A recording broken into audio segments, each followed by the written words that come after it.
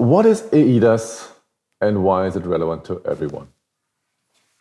Well, eIDAS is a regulation of the European Union, and it has been in full effect since the end of September 2018. It is a regulation, which means it does not require national parliament approval in order to take effect.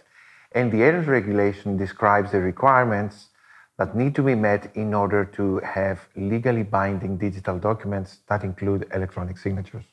So, and what is it about?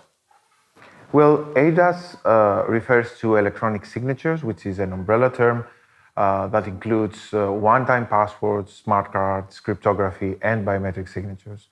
The content of the eIDAS is to define the various requirements and the legally binding effect of the digital product that meets these requirements.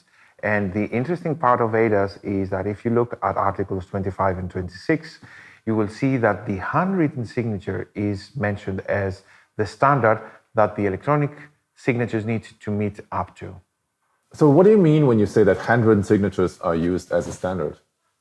Well, on Article 25, the eIDAS states that the qualified electronic signature shall have the equivalent legal effect of a handwritten signature. So it takes, by default, the handwritten signature as the standard for identification and authentication. And if we move further to Article 26, we see that the first three requirements for the advanced electronic signature are, first of all, that it is uniquely linked to the signatory, that it is capable of identifying the signatory, and that it is created using electronic signature creation data that the signatory can, with a high level of confidence, use under his sole control. So we can immediately understand that these three requirements are by default met by the electronic handwritten signature because they are characteristics of the traditional pen and paper handwritten signature. In contrast to that, other types of electronic signature fall short in some or all of these criteria. How do electronic handwritten signatures compare to other forms of electronic signatures?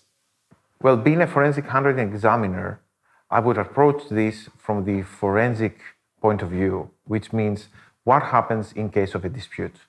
In case of a dispute, the evidence, the proof of the transaction in other forms of electronic signatures like one-time passwords or smart cards rely outside the transaction itself, outside the evidence.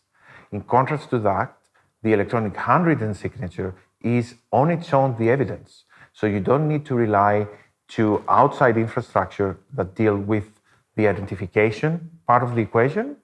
And most importantly, as with other biometric types of data, there is no decoupling in the electronic handwritten signature. This is not true for other forms of electronic signatures that do not contain biometric data. They can be decoupled, which means they can be separated from the designated owner. What's the relevance of eIDAS for the consumer?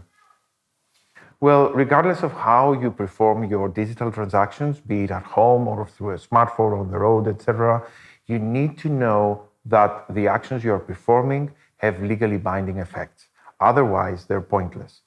That's where the eIDAS come in, providing the requirements of the framework that will produce legally binding digital files.